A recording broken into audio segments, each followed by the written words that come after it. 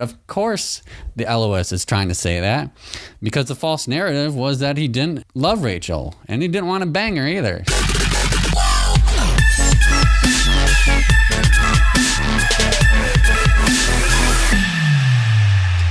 All right, welcome to episode 4 of the Mura Scriptura podcast, the podcast that's dedicated to mirror reading the Bible. So today we're going to be talking about the Jacob cycle, and if you haven't checked out my website already, it is mirrorreading.com. That's MIRROR reading.com. And my hope is that I'll be able to follow these podcast episodes up with posts on these same cycles, but with more detail and showing a little bit more of my reasoning process and the evidence, specifically what verses and stuff like that for more of you INTJ type people. If you're familiar with Myers-Briggs personalities, they like the details. So let's talk about Jacob and the Elohist response to what was happening with that whole situation. So the Elohist is really responding to a bad reputation that Jacob had gotten. So Jacob was viewed as kind of a scoundrel, and the basic story was Jacob was a servant of Laban, and he served him for 14 years, and then at the end of that, he stole Laban's livestock, stole his daughters, and even stole his gods. So the Elohist is responding to that situation and that responding to that narrative. And so we see the Elohist talk about that Jacob, he kind of was a servant, but he was a relative to Laban, a kinsman, and that Laban and Jacob were on good terms initially, anyways. And they liked each other. And the reason that Jacob served Laban for 14 years is not so much that he was a servant, was that he was trying to get married to Rachel. And when it comes to stealing livestock, the Elohist points out that no, Jacob didn't steal Laban's livestock. God had just blessed him. God had just blessed Jacob and gave him lots of offspring for his livestock and took it away from Laban's livestock. So it wasn't Jacob's fault, but it was God who had blessed Jacob and not so much Laban. And Jacob didn't steal Laban's daughters. They were both married to him, and they both agreed that they should leave. Now, the Elohist doesn't respond. It doesn't respond quite the same way to the stolen gods. He doesn't say that they didn't steal gods. Maybe there was some evidence of those gods in Canaan, and so the Elohist couldn't deny that. But he explains that it was Rachel that had stolen the gods, and Jacob was not aware of that. And of course, later on, they get rid of those gods altogether. And the Elohist even flips the whole cheating scoundrel narrative to make Laban out to be more of the cheater than Jacob was, since Laban kind of tricked Jacob into marrying his first daughter instead of Rachel. And then he was trying to get more livestock. Even though Jacob was taking care of the livestock, he's trying to get more livestock out of Jacob than what was fair. So Laban and Jacob's relationship kind of goes through this process. It starts out good, and then when Jacob takes off, then or even during his time there with Laban, it kind of goes sour, and then at the end of the story, they make up and are friendly. And kind of a subplot to all that is Jacob's relationship with Rachel. And so the false narrative that the Elohist is responding to there is that Jacob didn't love Rachel because Rachel only had 2 kids. And so Jacob must not have loved her, and he was withholding sexual relations from her because he didn't love her. and he married her sister first, so he really loved Leah and not so much Rachel. And of course, the Elohist kind of spins that all around and explains why Jacob married Leah first, because he was tricked into it. And then the Elohist repeatedly talks about how much Jacob loves Rachel, and he's willing to work all those years for her. And the reason for her not having children is not Jacob's fault, but rather that's what he puts that onto God. So item number 2. So why does that all matter to the northern kingdom of Israel? Because remember, this was written during the early stages of the northern kingdom of Israel, and so how does this really affect that? And the answer to that really has to do with the border tribes that I was talking about maybe in the first or second episode, and that these border tribes were being influenced by foreign nations, and so northern Israel is trying to influence them to keep them into the fold and keep them from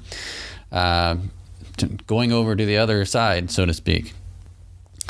And in this instance, we're really dealing with the Transjordan. So those tribes on the other side of the Jordan River kind of acted as a natural barrier. And so this may have been a cause of the Transjordan tribes being more influenced by foreign nations than perhaps the tribes on the other side of the Jordan. So on the Transjordan side of things, you have the tribe of, half of the tribe of Manasseh, you have Gad, and you have Reuben. Now, if you remember, Gad is not listed as one of the brothers of Joseph in the Elohist narrative. So, and it never refers to what tribe is over there in the Jacob cycle. But it does seem to focus in on that area, that Gad area. That's where Laban chased him down, and that's where they kind of made a treaty. Now, north of Gad was the foreign nation of Aram, which is where Laban was from, where Jacob had gone to. So it looks like that was the nation that was influencing this area of Gad and trying to subject them to the kingdom of Aram. And that makes sense because Jacob is made out to be a servant to Laban, and they kind of owe Laban because Jacob cheated Laban, and so it's a very subservient narrative that Aram seems to be pushing, so that they can have control over that Gad area. Now, we have a very similar situation in the Balaam cycle, which I'm going to talk about in the next few episodes, but basically you have Reuben, which is on the other side of one of the Transjordan tribes, and it's right next to Moab, and so it's being influenced by Moab, and the Balaam cycle is responding to that. So this seems to be a common situation. Now, it's interesting, the pillar, the boundary that's set up between Laban and Jacob is not so much between Aram and Gad, but there's Manasseh, the half-tribe of Manasseh was in between those two. So I don't know if Manasseh wasn't in the Transjordan area at the time, but that boundary is not set up on the northern border of the northern kingdom. It's set up on the northern border of Gad, essentially. And we'll see this again in the Balaam cycle when the Israelites conquer the Gad area. They only go up to the Jabbok River, which is, again, on the border between Manasseh and Gad, not Aram and Gad. So this is all very political in nature. They're trying to influence these people on the other side of the Jordan to stay within the northern kingdom fold and to stay under their influence and not defect to the other kingdoms. And in the case of the Jacob cycle, it was the kingdom of Aram, which was just north of the Gad area. All right, item number 3, the Jacob-Israel name change. So if you remember in the Elohist account, God changes Jacob's name from Jacob to Israel. Now, the narrative that the Elohist is countering on this story is that they saw Jacob and Israel as two different people. So Jacob was kind of the forefather of those on the Transjordan side in that Gad area. He was their ancestor, and Israel was the ancestor of the forefather of Israel on the other side of the Jordan. And so the Elohist is trying to bring these two together. And so he relates a story that Jacob and Israel was the same person because God changed Jacob's name to Israel. And one of the reasons that the false narrative was saying that they were two different people was because Israel walked with a limp and Jacob didn't walk with a limp. And so the Elohist also relates and explains that part of the story too. When Jacob gets his name changed, he also gets the hip put out of socket. Item number 4, Elohim, which is the name of God that the Elohist uses. Elohim is God of Bethel in Canaan, as opposed to the God of Bethel somewhere else. So this is I just learned something actually very interesting, in that meteorites that fell to the earth in ancient times, the ancient people saw those kind of had a divine aspect to them. So they called those meteorites Bethels, which is, Bethel means house of God. And so it looks like they saw those meteorites as chunks of God's house that had fallen to earth. And so there were various Bethels, or Bethel, however you want to say it, various of these house of God rocks kind of all over, wherever meteorites fell and people found them and venerated them. So it's interesting when Jacob, he kind of founds the city of Bethel because he slept on this rock. He put his head on this rock,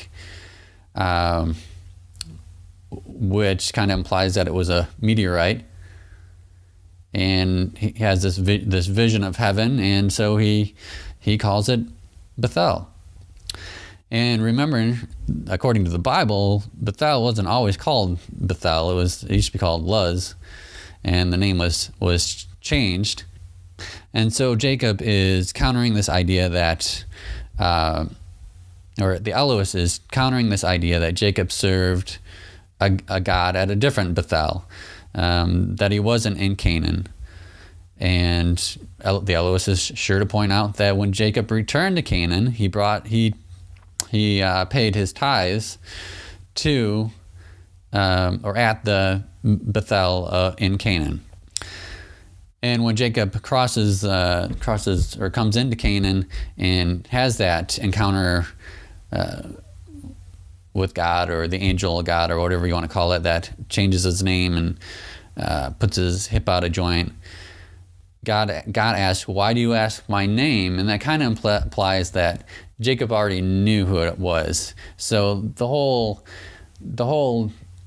narrative that the Elohist is trying to push here is that Jacob always served Elohim when he was in Canaan, when he went to Laban, and when he returned from Laban.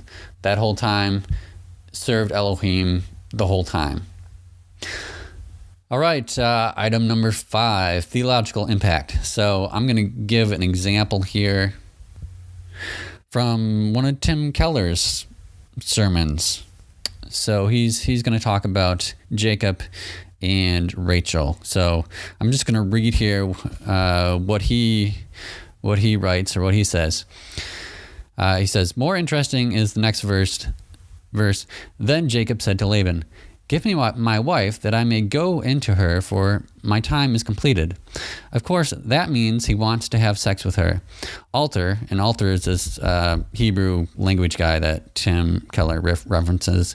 Alter says that this statement is so blunt, so graphic, so sexual, so over the top and inappropriate and non-customary that over the centuries, Jewish commentators have had to do all kinds of backpedaling to explain it. But he says it is not that hard to explain the meaning. He says that the narrator is showing us a man driven by and overwhelmed with emotional and sexual longing for one woman. And that is totally right. That is completely right. Of course, the Elohist is trying to say that, because the false narrative was that he didn't love Rachel, and he didn't want to bang her either. So the Elohist is trying to counter that, and this is a great example of in the Hebrew that is trying to communicate that. So for the Elohist, this is a good thing.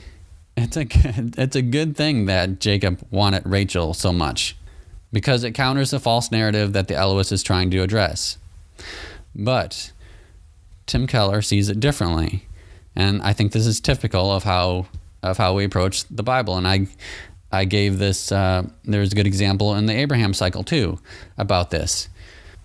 The same type of deal. So here's the meaning that Tim Keller gets out of the Jacob Rachel story. And I'll read what he says. What is going on here? Jacob's life was empty. He never had his father's love.